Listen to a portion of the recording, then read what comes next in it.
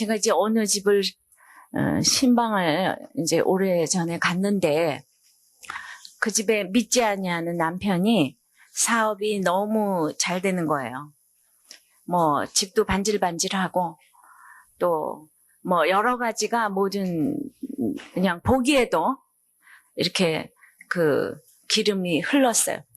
근데 이 집사님 하시는 말씀이 자기는 너무 감사하다고. 남편이 사업이 잘 돼서 감사하고 건강해서 감사하고 아이들이 이렇게 무난하게 잘 자라줘서 감사하고 또 학교도 잘 들어가줘서 감사하고 그래서 너무너무 그러면서 하는 얘기가 다 언젠가는 예수는 다 언젠가는 믿지 않겠어요? 이렇게 얘기를 하시면서 감사를 부르짖었어요.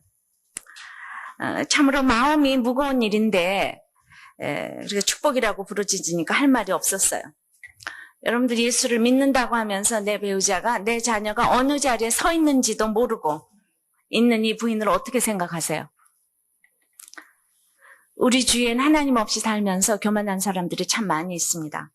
아쉬울 것이 없어서 결코 하나님을 안타까이 부르짖을 이유가 없이 끝까지 산다면 이 사람들보다 더 불쌍한 사람이 이 세상에 어디 있겠습니까?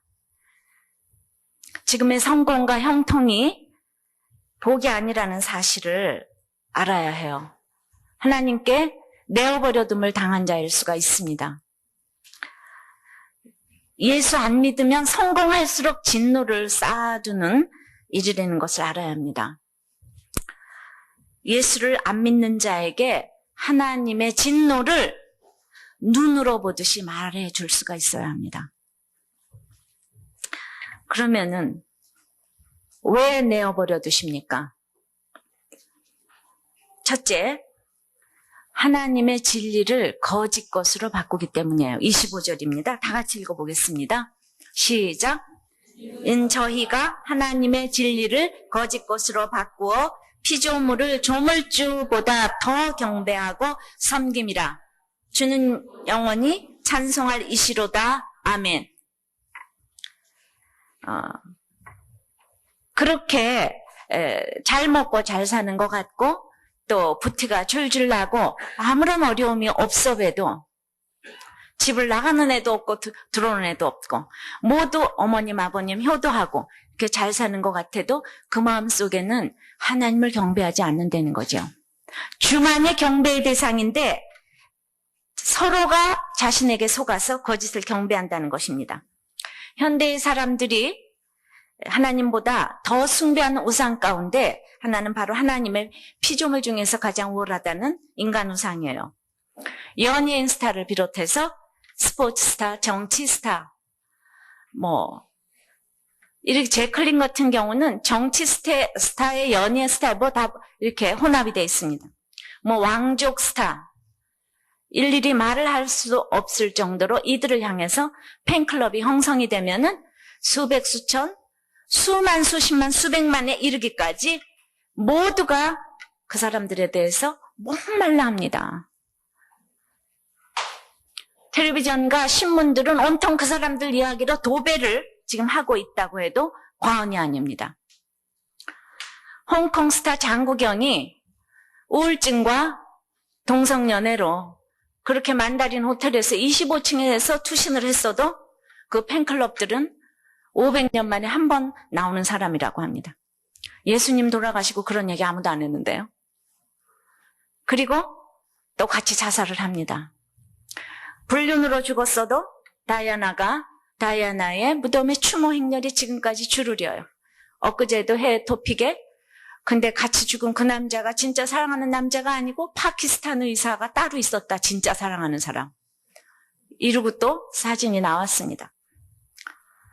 제클린은 2번이나 결혼을 하고 마지막 3번째는 친구 남편을 뺏어서 정식으로 살지도 않았는데도 불구하고 또 알링턴 국립묘지에 묻혔어요.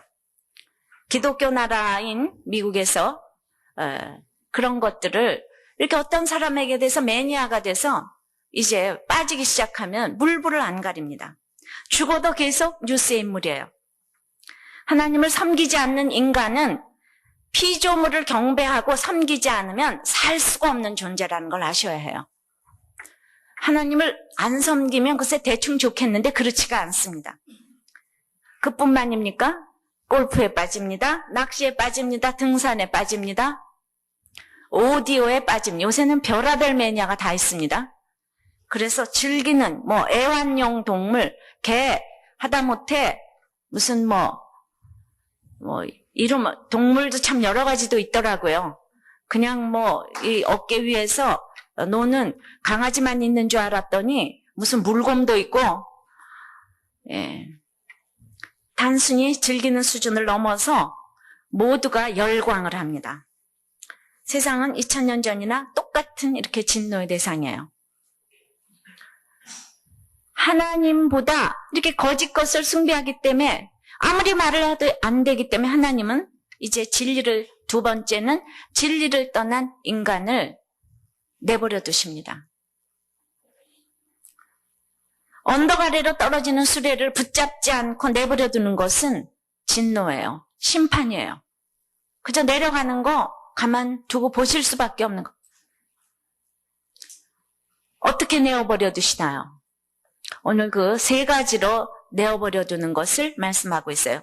첫 번째는 마음의 정욕대로 더러움에 내어버려 두신다고 했어요. 24절입니다. 다 같이 읽어보겠습니다. 시작. 그러므로 하나님께서 저희를 마음의 정욕대로 더러움에 내어버려 두사 저희 몸을 서로 욕되게 하셨으니, 지난주일 그 23절과 마찬가지로 썩어지지 아니하는 하나님의 영광을 썩어질 사람과 금수와 버러지 형상의 우상으로 바꾼 결과 마음의 정욕이 육체의 방탕으로 갈 수밖에 없습니다. 오늘은 정말 인간의 여러 가지 정말 말하고 싶지 않지만 이 죄악에 대해서 이 문제를 언급할 수밖에 없는 본문입니다. 그래서 이런 얘기 너무 하기 싫어서 제가 어디 다른 데서 이렇게 설교를 한 데가 있나 봤더니 정말 참 거의 없더라고요. 이 죄 얘기는 다 싫잖아요, 그죠? 구원 얘기만 우리가 좋지. 제가 참 힘들었습니다. 자, 마음의 정욕이 어떻게 육체의 방탕으로 가는가? 10월 30일자 시사저널에 스와핑을 체험한 5사람의 인터뷰가 실렸어요. 스와핑 부부가 무슨 부부인지 아시죠? 예. 부부가 서로 맞교환하는, 그래서 정말 추악한 행동을 하는. 근데 그 사람들이 뭐라고 인터뷰를 했냐 하면은, 이거는 좋은 부부관계를 유지하는 방법이다. 우리는 너무나 자연으로 돌아가는 것이다. 남들이 놀이공원에 가듯이 우리가 게임을 즐기는 것이다. 이것은 탄압받을 일이 아니다. 그래서 아내가 다른 남자하고 그런 이상한 걸 하는 걸 볼 때 질투가 나지 않는가 했더니, 나 몰래 하는 것은 열받지만 내 눈앞에서 하는 건 괜찮다. 10팀이 한 자리에서 동시에 서로를 보면서 스와핑 친구가 한 사람당 100명이 있다고 합니다. 이 사람들이 다 배울 만치 배운 사람들이. 평범한 사람도 있어요. 도대체 그런 얘기를 뻐젓이 나와서 이렇게 인터뷰를 하는 시대에 우리가 살고 있어요. 하나님이 그런데 이렇게 내버려 두고 계세요. 이런 사람들을 그렇게 나와서 뻐젓이 모든 사람들에게 얘기를 하고 이것이 아주 옳은 것처럼 얘기를 하는데 버려두십니다. 버려두시는 게 뭡니까? 아이가 시험인데 집을 나가서 안 들어옵니다. 부모가 발을 동동 구르다가 이게 자꾸 반복되니까 이제는 내 맘대로 하라. 이게 나옵니다. 제가 그랬어요. 어떤 분이 딸이 나가서 안 들어온대요. 그래서 제가 내버려두라고 그랬어요. 내버려두라고. 어디를 가면 집 같은 데가 있겠는가. 그래서 하나님도 이렇게 내버려 두실 때가 있어요. 그게 수레바퀴가 지금 떨어지고 있는데 이게 붙잡아가지고 안 되는 거. 이게 진노에 내버려 두는 진노죠.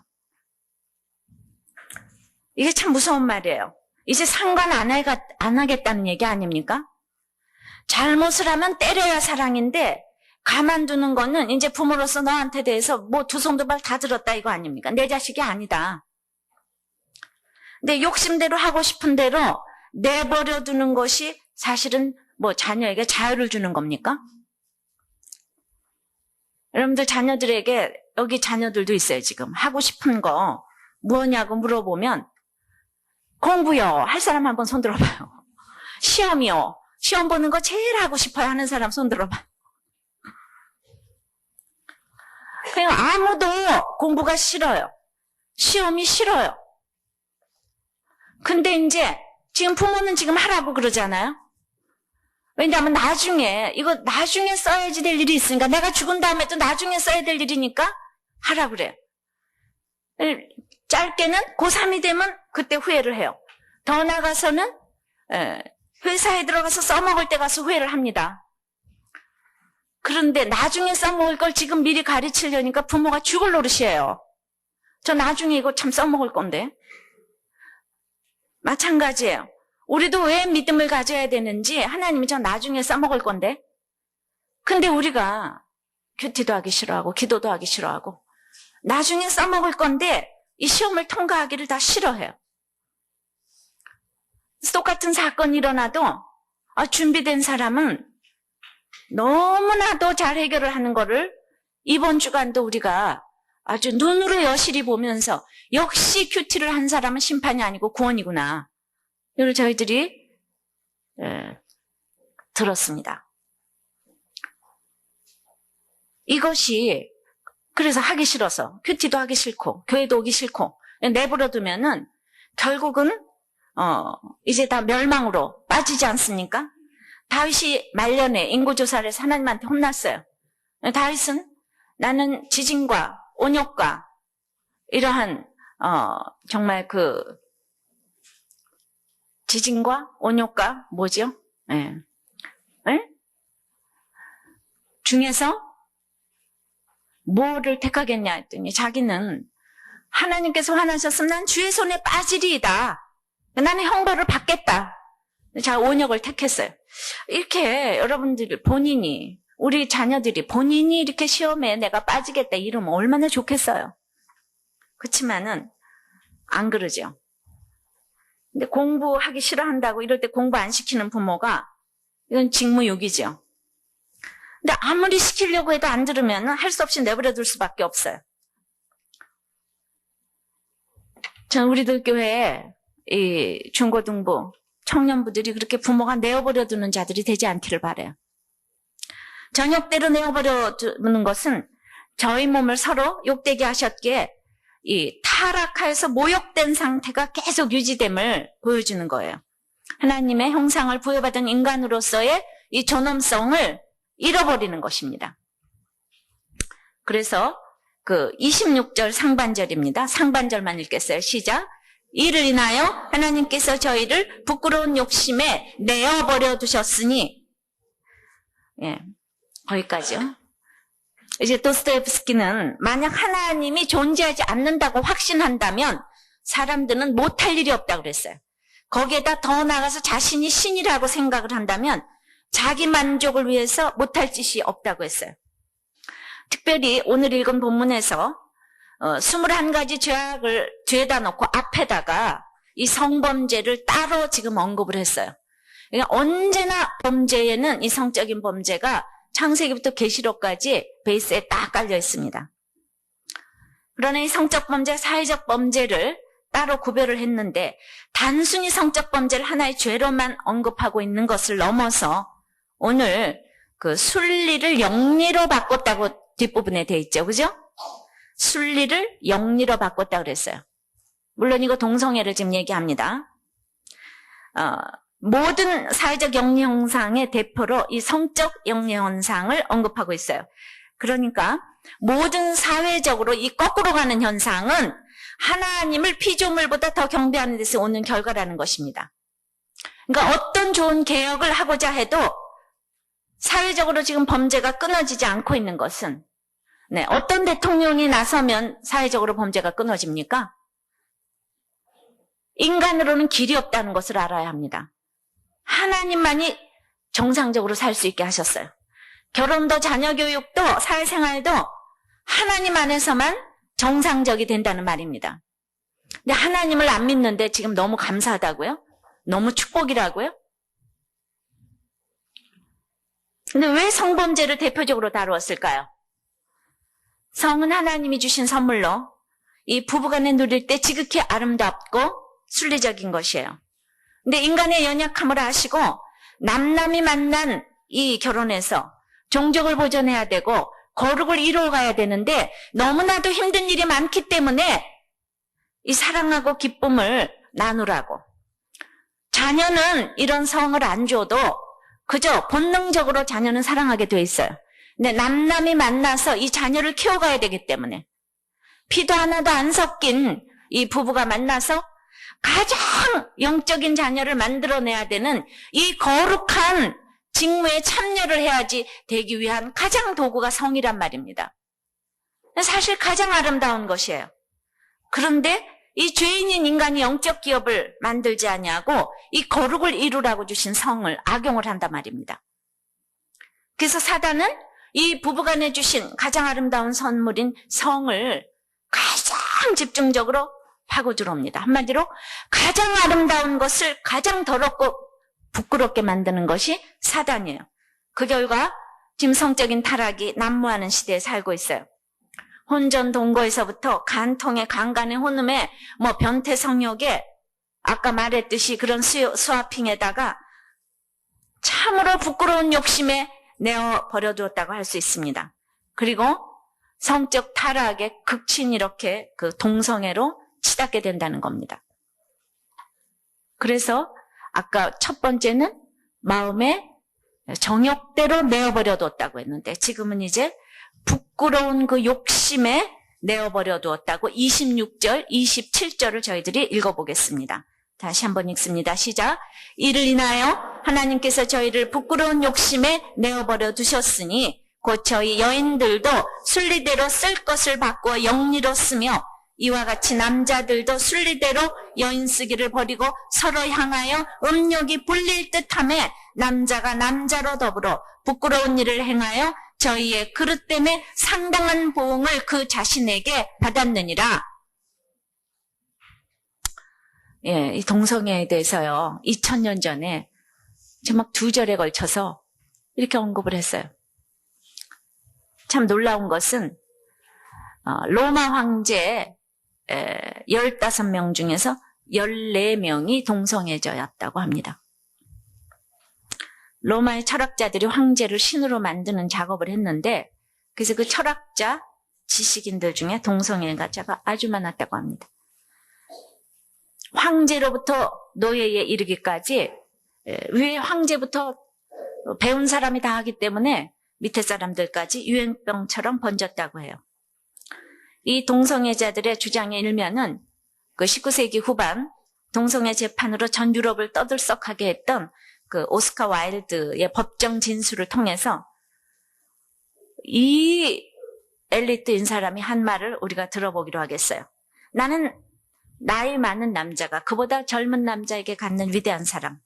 이는 다윗과 요나단 사이에 그리고 플라톤 철학의 기초에 놓여 있는 것이기도 하고 셰익스피어와 미켈란젤로에게서 발견되는 것과 같은 것이다. 이게 무슨 소리죠? 셰익스피어하고 미켈란젤로가 동성연애를 하고 다윗과 요나단이 동성연애를 했다. 이렇게 정말 만홀히 여깁니다. 그것은 완벽할 만큼 순수하며 심오한 사랑이다. 지금은 이렇듯 오해되고 있지만 아름답고 좋은 것이며 가장 고결한 형태의 사랑이고 사랑의 감정이다. 마빈 해리스가 쓴 책 그 작은 인간에서도 이렇게 얘기를 했어요. 소크라테스, 플라톤, 크세노폰, 아리스토텔레스 등 유명한 그리스 철학자들은 플라톤이 향연에서 말하는 것처럼 여자와 동침하면 육체를 낳지만 남자와 동침하면 마음의 생명을 낳는다는 이 철학적 면본을 가지고 동성애를 행했다는 것이에요. 그래서 이게 진지한 사랑의 감정이라고 주장을 합니다. 그래서 로마뿐만 아니라 지식인 사이에. 그래서 선진국으로 갈수록 동성애가 난무를 해요. 미국에서 이제 2000년 7월에 동성 커플을 버몬트주에서 인정을 했어요. 캐나다에서는 이미 77년에 그 법이 통과가 됐어요. 네덜란드 동성 간의 결혼이 합법화됐고 프랑스에도 1999년에 지금이 통과가 됐어요.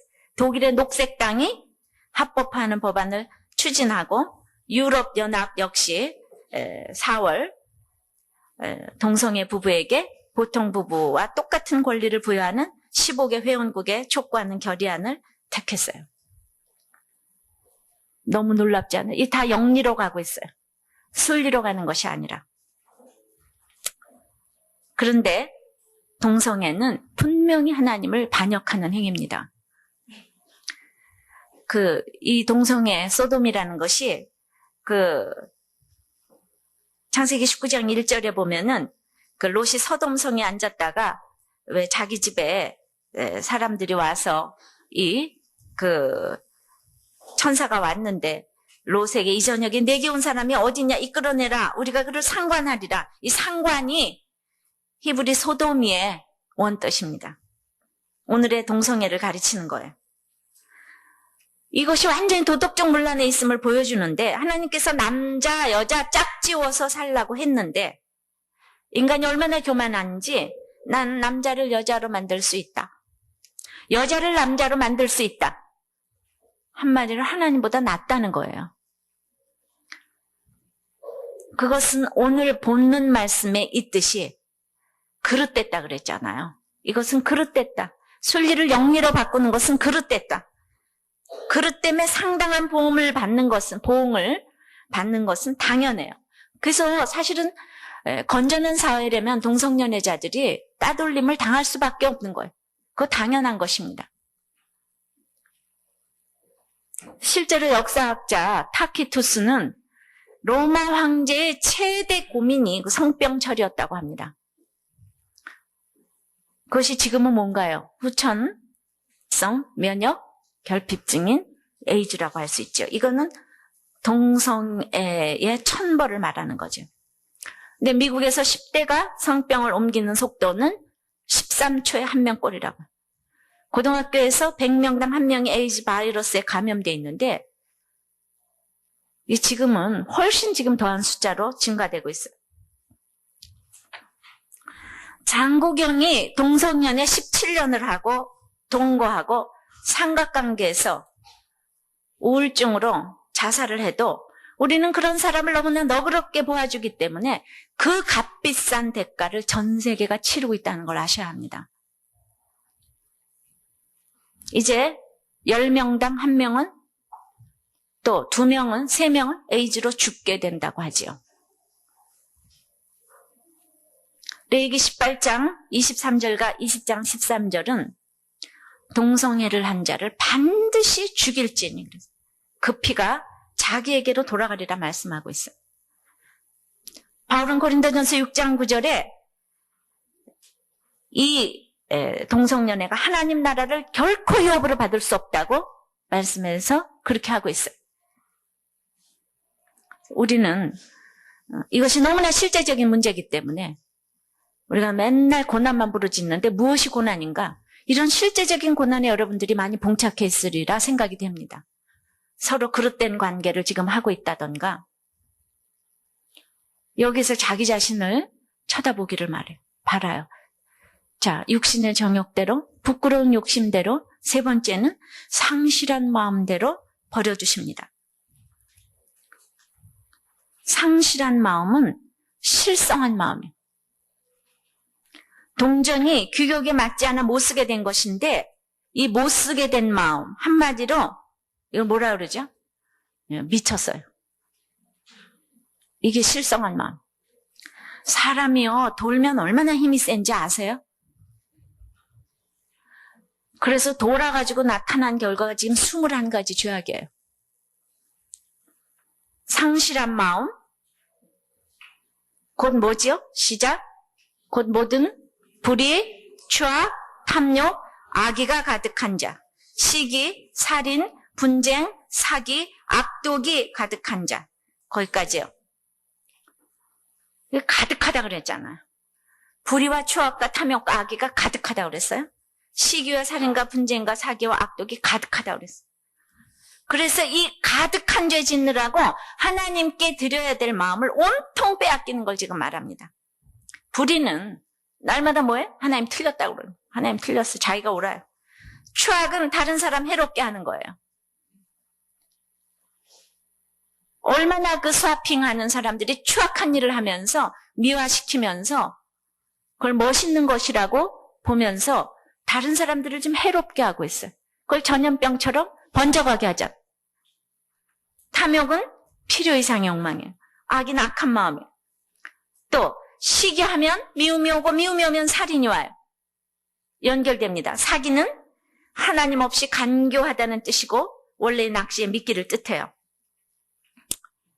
그 다음에 수근수근하는 자는 뭐예요? 수근수근하는 자하고 비방하는 자하고 무슨 차이가 있겠어요? 수근수근하는 자는 등 뒤에서 비난하는 사람이고 이 비방하는 자는 면전에서 비방하는 거죠. 뭐가 더 나쁜 것 같아요? 다 똑같죠 뭐. 그죠? 하나님의 미워하시는 자. 자기가 미워하니까 하나님도 미워해요. 능욕하는 자, 교만한 자, 자랑하는 자, 악을 도모하는 자, 부모를 거역하는 자. 제가 이제 너무 이거를 한 절 한 절 하려다가 이제 좀 넘어가야지 이거 안 되겠다. 그래서 다른 데서 다루기 위해서 자, 우매한 자. 우매한 자 머리가 없어요.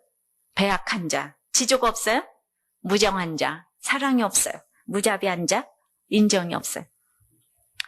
자, 그 로마 시대에 아기를 낳으면은요, 남편들이 보고요, 약하거나 장애인이면은요, 남편이 이렇게 딱 쳐다보질 않고 돌아누웠답니다. 그러면 그 아기는 갖다 딱 버려야 된답니다. 근데 그렇게 하루에 버려지는 아이의 숫자가 30-40명의 아기가 날마다 버려졌대. 이게 하나님께서 그 로마 팍스 로마의 실상이었어요. 그렇게 교양이 있고 인격적이고 식민지 사람들도 왕으로 세웠던 그 로마가 속으로 들어가 보면 이렇게 상실한 마음에 버려뒀다는 거죠. 근데 이렇게 실성을 했는데 힘이 있으면 큰일 아니에요? 근데 로마가 힘이 있잖아요. 실성을 한 사람이 힘이 있으면 어떻게 해요? 악을 행하도록 뒷받침이 돼주잖아요. 그 하나님이 없는 사람이 돈이 있고 권력이 있으면 뒷받침이 되잖아요. 이게 얼마나 무서운 건지 아십니까? 그런데 하나님이 합당치 못한 악을 내버려 두시다 그랬죠. 하나님 없는 지혜는 싸울수록 가장 저주받은 자라고 했어요. 그런데도 신앙생활을 하면서도 이 악한 사람들인 그냥 정욕대로 욕심대로 상실한 마음대로 살고 있는 내 남편, 내 아내, 내 자식들에게 인정을 또 받으려고 그래요. 또 나가서는 그 사람들에게 또 보상까지 받으려고 하니까. 여러분들이 얼마나 인생이 힘들고 슬픈지 모르겠어요. 한마디로 뭐예요? 하나님 없는 식구들에게 뭐 이렇게 인정을 받으려고 그래요. 바람을 피겠으면 피고 나가겠으면 나가고 그러고 가만두면 되죠. 안 그래요? 그저 그냥 그 남편한테 사랑한다 소리 한 번 또 들으려고. 믿지도 않는 남편한테, 자식들한테 엄마를 존경해야 뭐 또 이런 얘기 들으려고. 우리가 눈이 빠져요. 그냥 내버려 둔대잖아요. 합당치 못한 악을 내버려 둔대잖아요. 이 죄를 보면서 골로새서 3장에도 있듯이 위의 것을 찾으라고 그랬었잖아요. 땅에 있는 지체를 죽이라고 그랬어요. 그때 그 죄의 목록이 뭐였지? 음란과 부정과 사욕과 악한 정욕과 탐심이었어요. 근데 그 총체적인 악이 뭐라고 그랬었죠? 예? 이 모든 그 총체적인 악이 뭐라고요? 불신결혼이라고 그랬어요. 나 참 얘기하지 않으려고 그러는데 밤낮 이렇게 나오네. 근데 그 얘기가 또 어디도 나오냐면 창세기 6장 1절에서도 보면 이 세계를 창조하자마자 얘기가 창세기에 나오는 얘기가 하나님의 아들들이 사람의 딸들의 아름다움을 보고 이 세계가 지어지자마자 한 일들이 이런 일들이에요.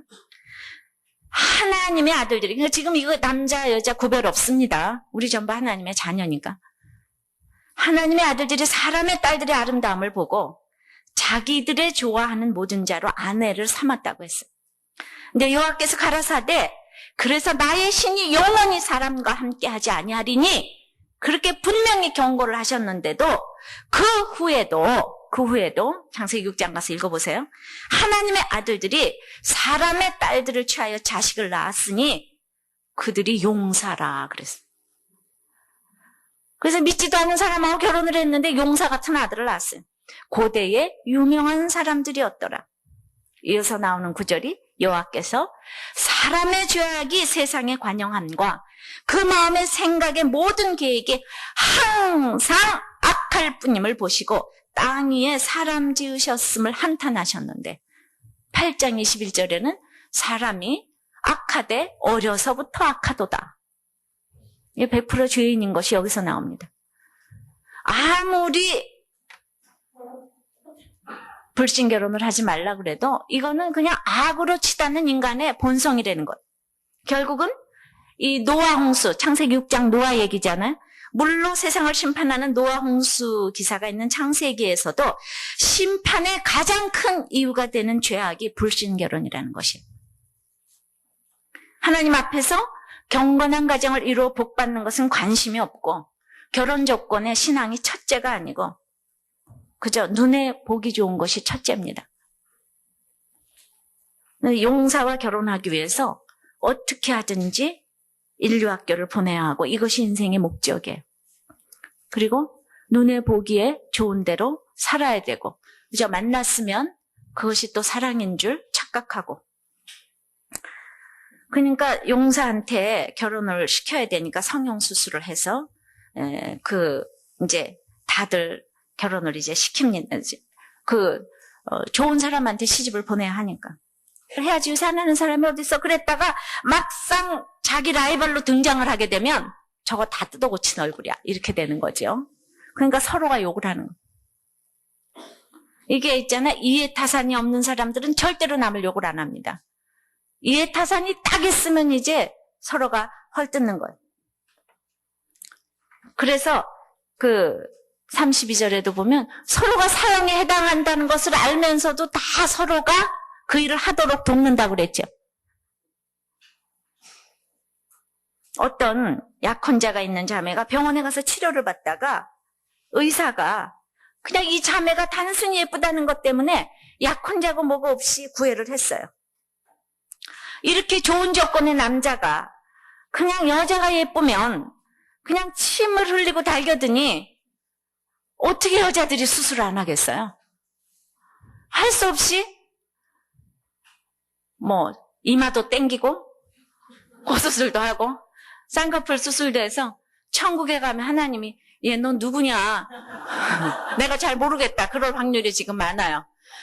내가 지어준 대로 네가 다 고치고 왔으므로 사절 이렇게 되면 어떡하시려고. 그런데도 그 수술을 하려고 개를 드는데 막 개가 2억이라는 소리도 들었어요. 어찌나 근데 막상 그 딸 가진 부모나 자신의 일로 닥치면은 다 돈이 없어서 안 하지 안 할 사람이 누가 있겠어요? 여러분들이 무슨 가치관을 가졌다고 안 하겠어요? 우리는 이렇게 안목의 정욕의 시대에 살기 때문에 백화점을 가도 밤길을 가도 위험한 시대를 살아요.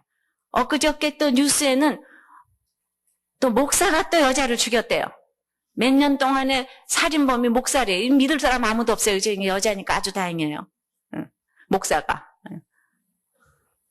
한참 있다가 이제 그 믿음이 없으면 머리라도 좋아서 좀 잘 알아들으시기를 바라요. 제가 무슨 얘기 했는지 지금 모르시겠죠. 참 위험한 시대를 살아요. 실제 어떤 여학생이 납치됐다가 풀렸는데 글쎄 그랬대잖아요. 자기들끼리 어떻게 저런 걸 잡아왔냐. 풀어줘라. 우리가 생긴 대로 살면 이렇게 풀려나는 행운이 있잖아요. 네? 근데 모두 성형수술을 해가지고 한 번 할 결혼을 막 9번을 하는 거예요. 보세요. 제가 몇 주일 전에도 들었는데 남편이 있으면서도 그렇게 바람을 피우는 그 여자가 있다는데 자기는 그냥 너무 사랑해요. 근데 그냥 그 사람은 그냥 얼굴을 그냥 모두 머리끝부터 발끝까지 다 뜯어 고쳤다고 그러더라고요. 그러니까 진짜 생긴 대로 살면은 보통은요, 여자가 미운 사람들이 남편이 있잖아, 버리는 법이 없다는 사실을 아시죠? 대부분의 바람피는 남자는 부인이 다 미인이라는 사실을 아시죠? 그 이뻐서 쫓아다녔기 때문에 반드시 또 다른 이쁜 여자를 쫓아가게 돼 있어요. 그러니까 미운 사람하고 하면 쫓겨날 염려가 없다는 사실을 아셔야 되는데 그걸 모르고 성형수술을 자꾸 해대시잖아요. 물론 그 원인은 성형수술을 하는 거 원인은 다 남자가 제공을 해요. 그래서 누구는 하도 이마에서 주름을 땡기다가 그냥 배꼽이 턱까지 올라갔다는 얘기도 들었어요. 한 7, 8번쯤 땡기다 보니까.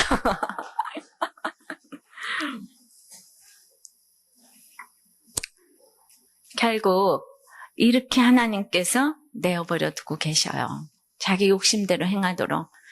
이렇게 딱 진노가 와가지고 하나님 딱 벌을 하시면 좋은데 32절입니다. 결국 세 번째는 내버려진 인간은 결국 죽음으로 정죄될 수밖에 없습니다.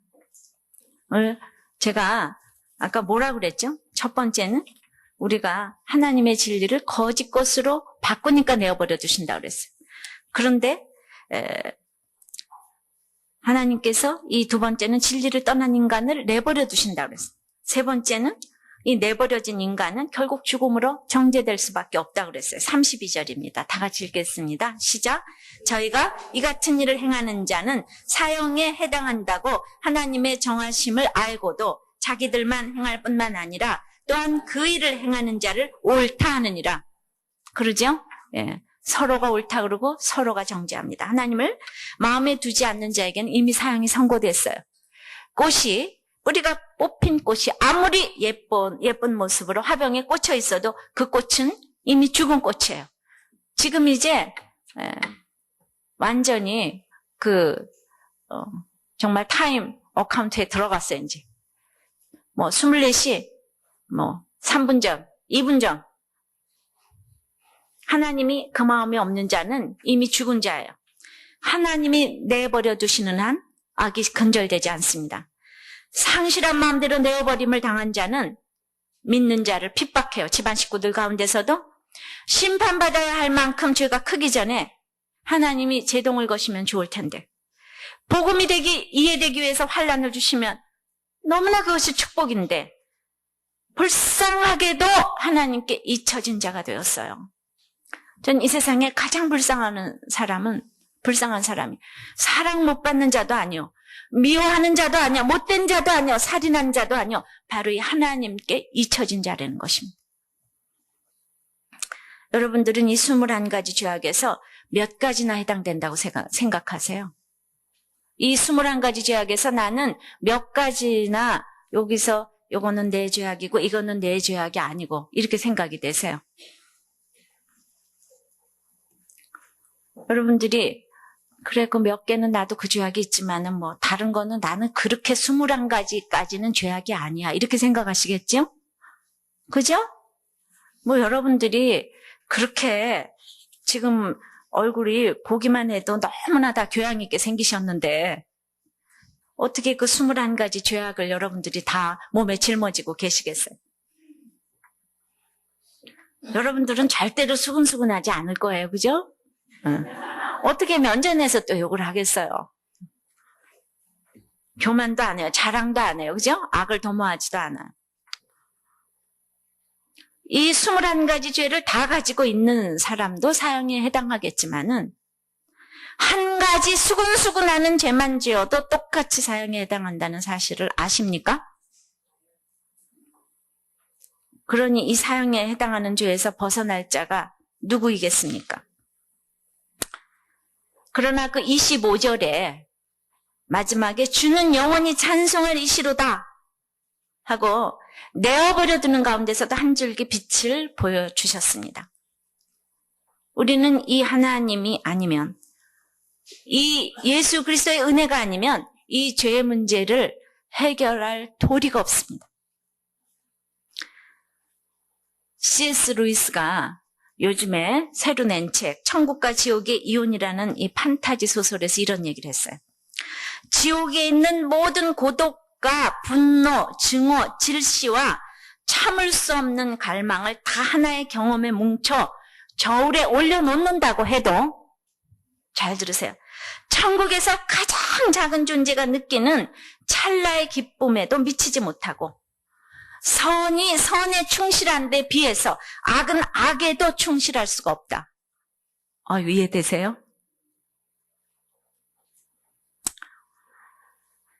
내버려두는 것은, 지옥에 가도록 내버려두는 것은 이 땅에서도 저주입니다. 저주예요. 우리들 교회가 문제가 드러나서 그렇지 문제가 없는 집이 어디 있겠습니까? 우리는 하나님께 붙잡힌 삶을 살아야 돼요. 하나님의 세밀한 간섭을 받는 것이 복이라고 생각이 됩니다. 똑같이 그런 힘든 일을 당했어도 제가 이제 뭐 다 읽어드리지는 않겠지만은 홈페이지에 가서 조금 읽어보시면 좋겠어요. 어느 날 지금 이번 주일에 있었던 일이에요. 어떤 집사님 남편 핸드폰에서 문자가 들어왔대요. 순간적으로 봤대요. 하나님이 남편 핸드폰 보지 말라고 그랬는데 벌써 이것이 평소에 준비가 된 사람이니까 이런 생각을 합니다. 보통 사람 같으면 남편 핸드폰 그거 내가 보지 누가 보냐 이럴 텐데.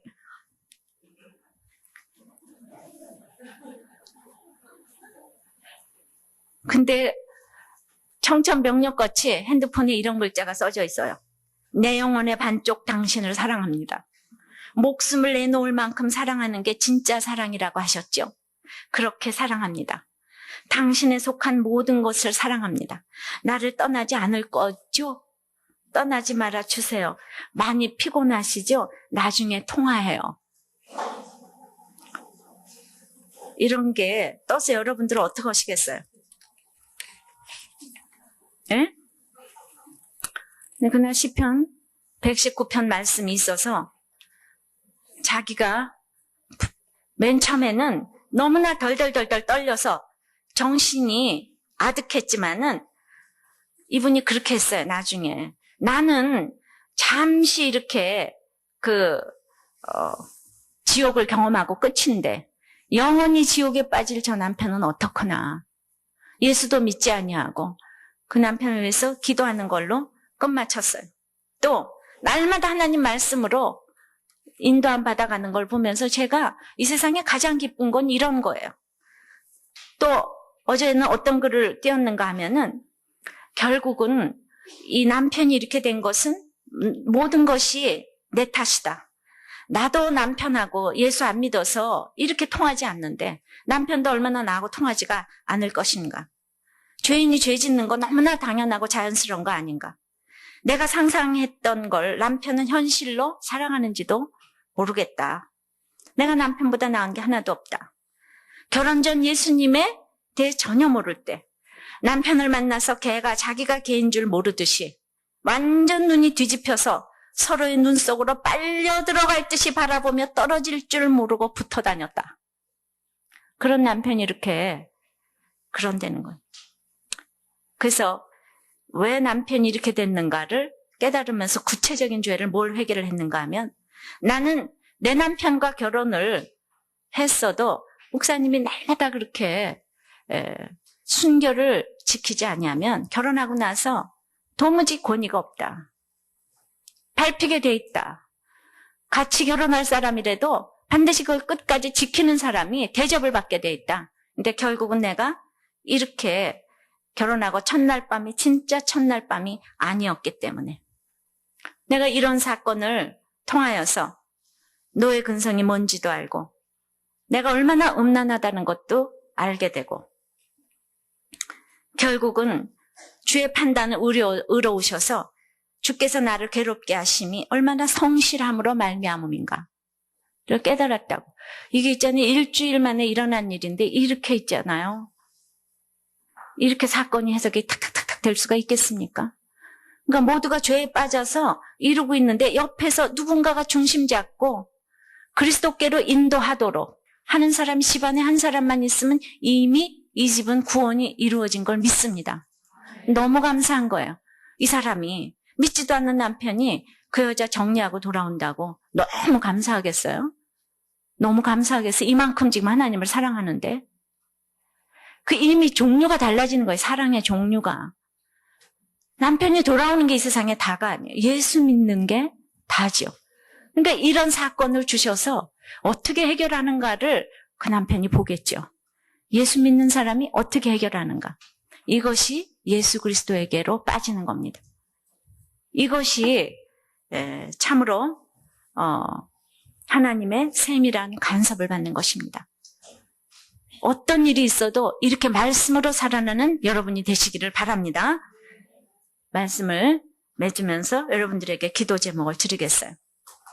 하나님께 잊혀진 자가 가장 불쌍한 자예요. 나는 마음의 정욕대로 더러움에 내어버림을 당한 자입니까? 부끄러운 욕심에 내어버림을 당한 자입니까? 우리 부부는 어떻습니까? 상실한 마음대로 내어버림을 당한 자입니까? 우리들 교회 지체들에게 합당치 못한 일을 내버려 두는 것이 무엇이 있습니까? 도무지 가치관이 안 바뀌는 나와 내 옆에 식구들이 하나님께 잊혀진 자라면 어떻게 합니까? 나의 불의를 하나님 앞에 내려놓고자 하오니, 그리고 하나님의 오르심을 믿사오니 나를 용서하시고 찾아와 달라고 기도하시기 바랍니다.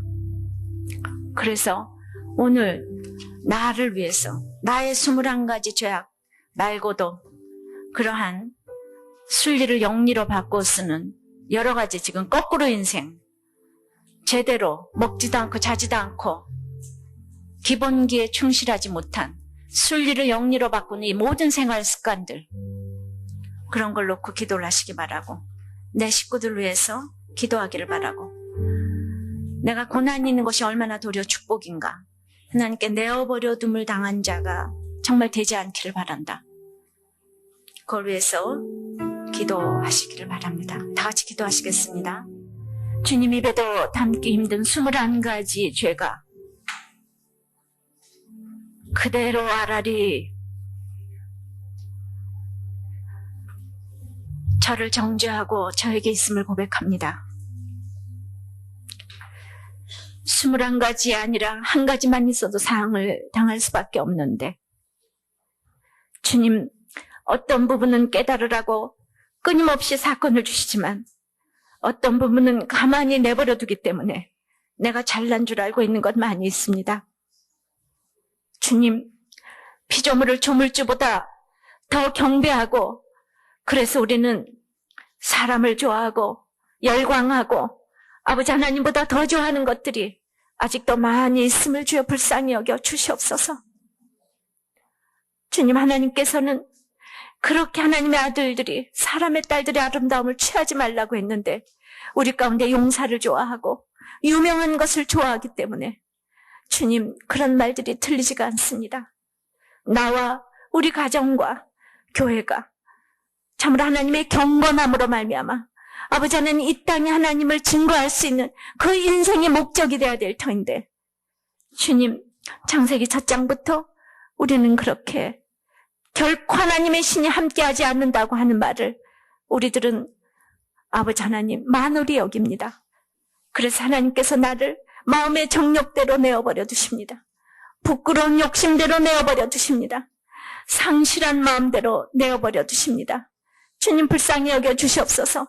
결국은 파스칼이 얘기했던 것처럼 어떠한 경우에도 아버지, 그리스도가 들어가지 아니하면 채워지지 않는 공허가 우리에게 있다고 했습니다. 이 허물을 저희들이 느끼기를 원합니다. 그것이 남편도 아니고 돈도 아니고 자식도 아니고 재물도 아닙니다. 아버지, 그리스도에게로 아직도 하나님을 마음에 두기를 싫어하는 사람들은 아버지 하나님 정말 주님께로 나오기를 원합니다. 아버지 하나님, 이제 시간이 별로 없습니다. 아버지는 수레바퀴가 내려가는데 하나님이 붙잡아 주기를 원합니다. 주님 우리를 불쌍히 여겨주시옵시고 아버지 하나님 내가 살아있는 것이 내가 산 것이 아니고 이제 아버지 하나님 내 안에 예수 그리스도가 살 수 있도록 주님 인도하여 주시옵소서. 예수님 이름으로 기도하옵나이다.